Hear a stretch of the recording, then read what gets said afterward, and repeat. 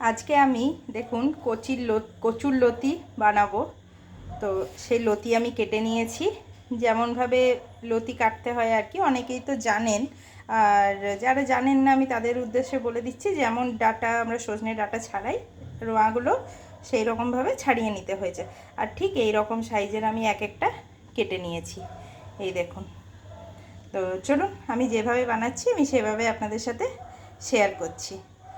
এখন লতিগুলো আমি একটু নুন আর হলুদ দিয়ে আমি ভাপিয়ে নেব। খুব যে একটা সেদ্ধ করব তা করব না, কারণ লতি অনেক সেদ্ধ হয়ে গেলে ভালো লাগে না। তো হালকা আমি ওই 5 মিনিটের মতো ভাপিয়ে নেব। 5 মিনিট পরে কিন্তু জল ছেঁকে ফেলে দেবো। ব্যাস, এটা গ্যাসে বসিয়ে দিয়েছি। এখন ওটা 5 মিনিট হোক, জলটা ফুটবে আর দেখে নেব। ওই 5-7 মিনিটের মতনই লাগবে, বেশি লাগবে না। এতটা কচুরলতি মনে হচ্ছে, কিন্তু অনেক কম হয়ে যাবে, কচুরলতি অনেক কমে যায়। তো চলুন তার করতে আমরা একটা মশলা বানিয়ে নিই। মিক্সার গ্রাইন্ডারে আমি একটা মশলা বানিয়ে নেব। দিয়ে দিলাম কিছু রসুন,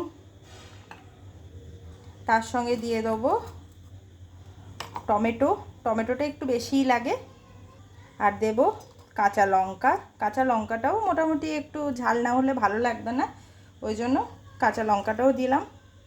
আর দিয়ে দেবো 2 চামচের মতো সাদা সর্ষে। আর দিয়ে দেবো কিছুটা নারকেল, ছোট ছোট করে কেটে দিয়ে দিয়েছি। নারকেলটা কিন্তু পুরোটাই অপশনাল, যদি থাকে দেবেন, যদি না থাকে তো কোনো কিছু হবে না, একটু দিলে স্বাদটা একটু বাড়ে, নারকেল জিনিস তো। তো চলুন এটা এখন আমি পেস্ট করে নিই। পেস্টটা আমার হয়ে গেছে, এই দেখুন। ওইদিকে আমার মনে হয় লতিও সেদ্ধ হয়ে গেছে, চলুন দেখি। ব্যাস, লতিও আমার সেদ্ধ হয়েই গেছে। তো এটাকে এখন স্ট্রেনারে একটু ছেঁকে নিতে হবে। এই যে ছেঁকে নিয়েছি। আর একটু পেঁয়াজ কুচি করে নিয়েছি, পরিমাণ মতো আর কি। ব্যাস, এবারে রান্নাতে যাওয়া যাক। কড়াই বসিয়ে দিয়েছি, এখন একটু সর্ষের তেল দিয়ে দিলাম। পেঁয়াজ কুচিগুলো দিয়ে দেবো। এখন পেঁয়াজ কুচিগুলো ভালো করে ভেজে নেব।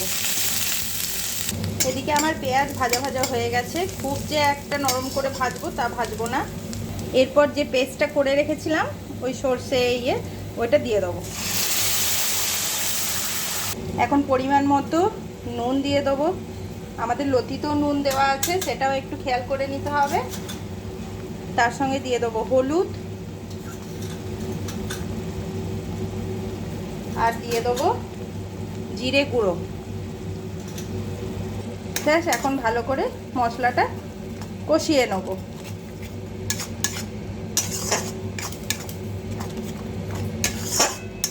চলুন এখন একটু কষিয়ে নিই 5 মিনিটের মতো। হ্যাঁ, এই সময় দিয়ে দেবো একটু কাশ্মীরি মির্চ, একটু কালারটা ভালো করার জন্য। এটা কিন্তু পুরোপুরি অপশনাল। আর এইদিকে আমি একটু তেঁতুল ভিজিয়ে দিয়েছি জলে, তেঁতুলের পাল্পটা দিয়ে দেব। কারণ অনেক সময় না কচুর লতিগুলো অনেক সময় গলা চুলকায়, তো সেটা যাতে না হয় ওই জন্য একটুখানি তেঁতুলের ইয়েটা দিয়ে দেবো। ভালোও লাগে, একটুখানি টকটক হয়, খেতেও ভালো লাগে। আর লতিগুলো দেখায় আপনাদের, দেখুন গোটা গোটাও আছে, অথচ ছেড়ে যাচ্ছে, মানে খুব যে গলে যাচ্ছে তা না, এই রকম আছে। তো খুব গলে গেলে কিন্তু খেতে ভালো হয় না। এদিকে মশলা আমার পুরোপুরি কষানো হয়ে গেছে, সাইড থেকে তেলও ছেড়ে দিয়েছে, দেখুন কালারটাও খুব সুন্দর এসছে। ব্যাস, এরপর আমি এখানে লতিগুলো দিয়ে দেবো। এখন ভালো করে লতিগুলো দিয়েও কিছুক্ষণ কষিয়ে নেব।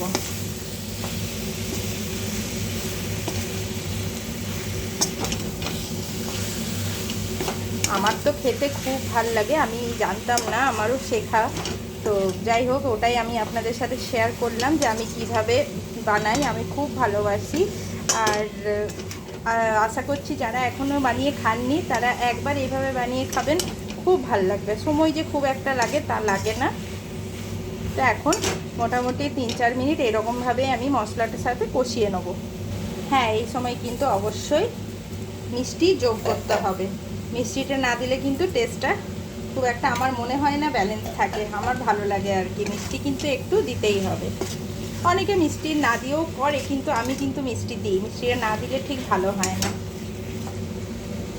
ব্যাস এরপর আমি তেঁতুলের পাল্পটা দিয়ে দেবো। এটা লাস্টের দিকেই অ্যাড করতে হবে। এখন এই যে ব্যাপারটা মানে এইরকমভাবে তুলে না, ঠিক এরকমভাবে উল্টে দেবো, পাতুরির মতো আর কি। এই যে এরকমভাবে একটু ভাজা ভাজা করব, মানে উল্টে উল্টে উল্টে উল্টে একটু ভাজা ভাজা করব, যতক্ষণ না পুরো ভাজা ভাজা হচ্ছে বোঝাই যাবে। এরকমভাবে করলে নাকি খেতে বেশি ভালো হয়। তো আমি একজনের কাছ থেকে শিখেছি এরকমভাবে করতে, ওই জন্য আপনাদের সাথে আমি শেয়ার করলাম, আর সত্যিই ভালো হয়। আর ঠিক এরকমভাবেই মোটামুটি 5-6 বার উল্টে উল্টে ভেজে নিতে হবে জিনিসটাকে। যখন লাগতে শুরু করবে ওই লাগা লাগাটাকেও আবার উল্টে উল্টে মিডিয়াম আঁচে ভেজে নিতে হবে, তাহলে বেশ সুন্দর লাগে খেতে। এটা হলে কিন্তু একদম গরম গরম ভাতের সাথে আর কিছু লাগে না, এটাতেই পুরো ভাত কমপ্লিট, এটুকু বলতে পারি। ব্যাস আমার লতি কিন্তু পুরো কমপ্লিট। তো চলুন বাটিতে একটা ট্রান্সফার করে নিই।